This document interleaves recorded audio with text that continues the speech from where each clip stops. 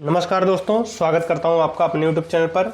जैसा कि सभी को इंतज़ार था, वो घड़ी आज आ गई है।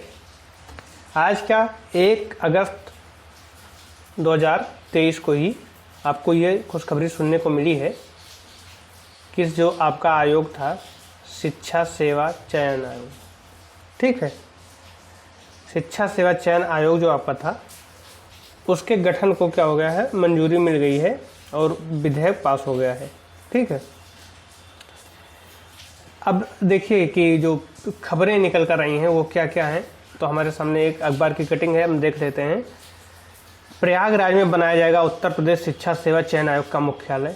ठीक है, जो शिक्षा सेवा चयन आयोग बनाया गया है उसका मुख्यालय कहाँ पर रहेगा आपका, तो प्रयागराज में ही रहेगा।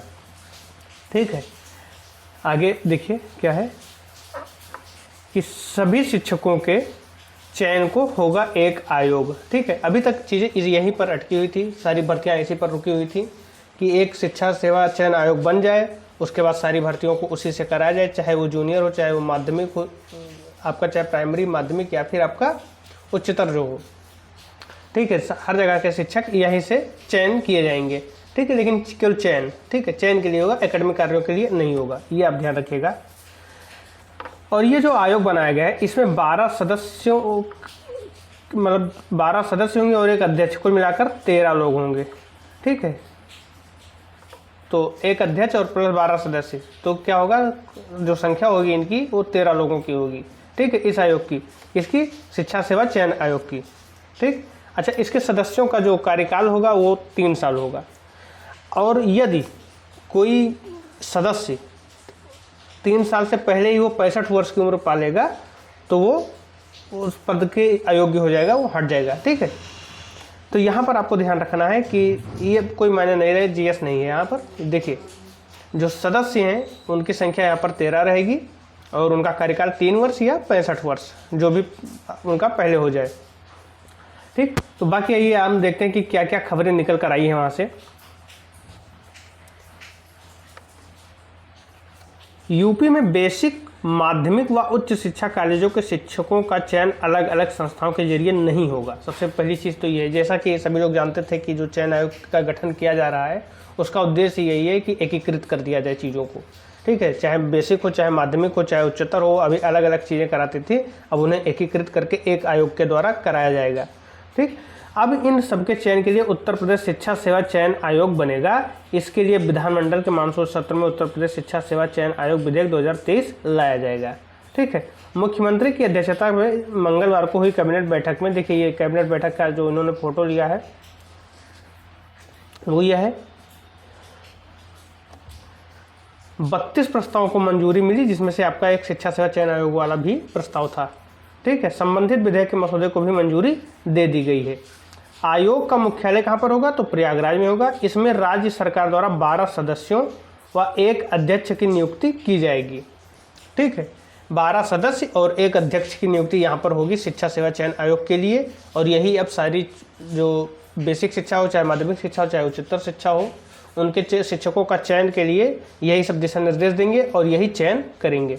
ठीक है, सबसे बड़ी चीज़ ये है कि अब जब चयन आयोग का गठन हो जाएगा उसके बाद क्या होगा कि आपके पेपर जो होंगे उसके लिए ज़्यादा टाइम नहीं लगेगा, नवंबर दिसंबर तक हो सकता है कि टीजीटी का पेपर, टीजीटी पीजीटी का पेपर भी करा लें, क्योंकि 2 साल से ये फंसा पड़ा हुआ है कि जैसे ही शिक्षा सेवा चयन आयोग का गठन हो वैसे ही इसका पेपर कराया जाए। तो जब गठन हो जाएगा तो फिर पेपर कराने में ज़्यादा विलम्ब नहीं होगा। तो सबसे बड़ी चीज़ ये है कि आपको अपनी तैयारी को अब और तेज़ धार देना होगा, ताकि समय रहते ही अच्छे से तैयारी हो जाए और परीक्षा को आप क्रैक कर सकें।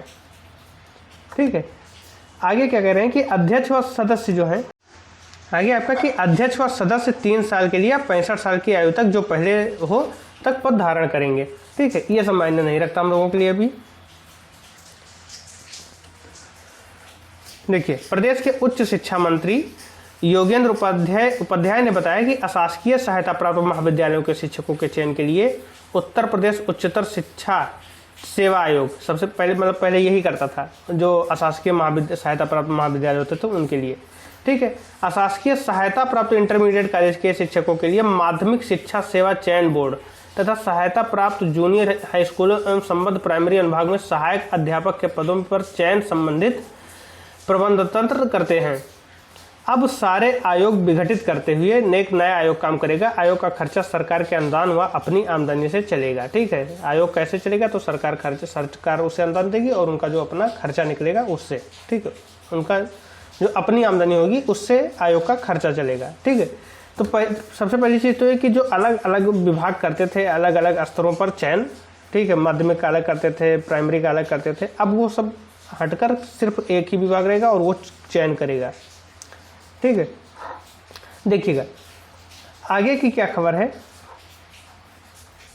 अब इसमें कुछ चीज़ें और दी गई हैं। देखिए ये दूसरे पेपर की कटिंग है। इसमें क्या बता रहा है कि खत्म होगा माध्यमिक शिक्षा सेवा चयन बोर्ड, उच्चतर शिक्षा सेवा चयन आयोग का अस्तित्व। पहले क्या था? माध्यमिक शिक्षा सेवा चयन बोर्ड था, उच्चतर शिक्षा सेवा चयन आयोग था। इन दोनों को विघटित करके आपका शिक्षा सेवा चयन आयोग बन गया है, वही अब करेगा। 1982 में हुआ था माध्यमिक शिक्षा सेवा चयन बोर्ड का गठन और 1980 में हुआ था उच्चतर शिक्षा सेवा आयोग की स्थापना। ठीक है, ये जो अभी तक था उसके बारे में बताया है। अब क्या है कि एक अध्यक्ष होगा शिक्षा सेवा आयोग में। यहाँ पर अगर देखें तो एक इसका होता था, एक इसका 2 होते थे। अब यहाँ पर एक ही अध्यक्ष होगा और कितने सदस्य होंगे? इसके 12 सदस्यों की नियुक्ति की जाएगी आयोग में। 5 साल कार्यकाल होने की संभावना है इस आयोग का।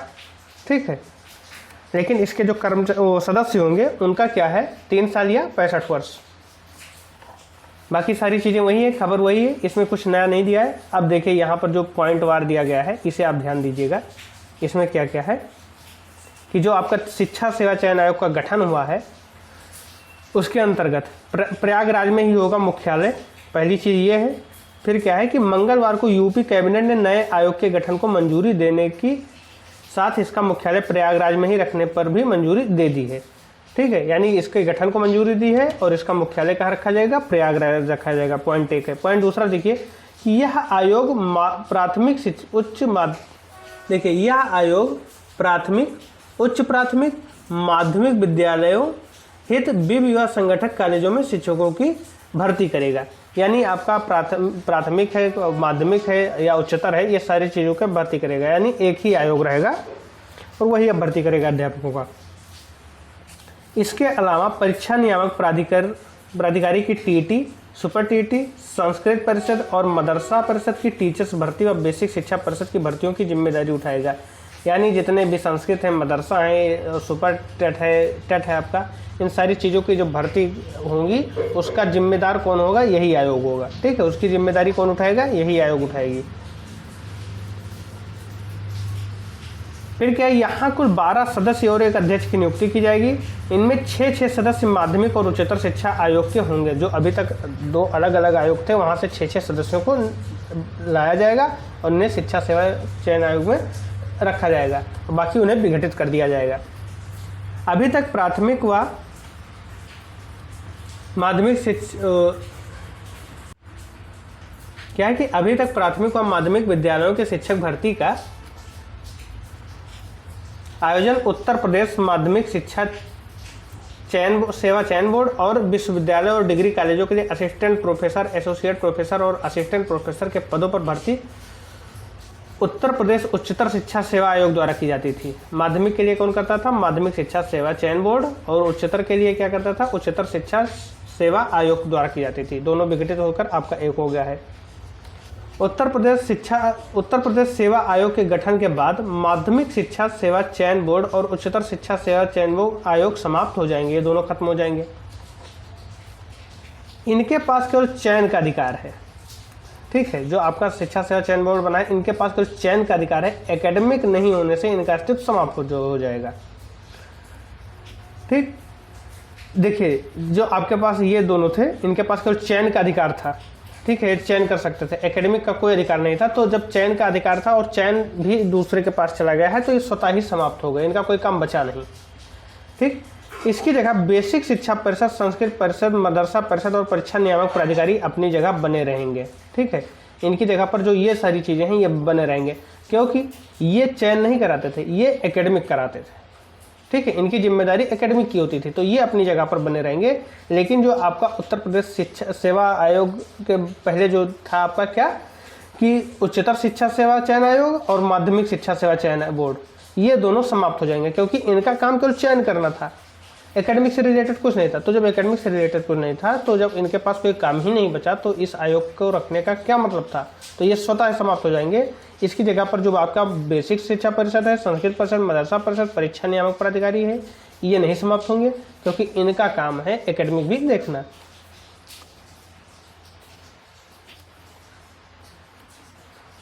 तो ये जो आपके हैं, इनका क्या काम है कि इनका चयन छोड़कर एकेडमिक कार्य को संभालना रहेगा। ठीक है, तो ये मुख्य बातें थी जो आपके शिक्षा सेवा चयन आयोग से संबंधित थी।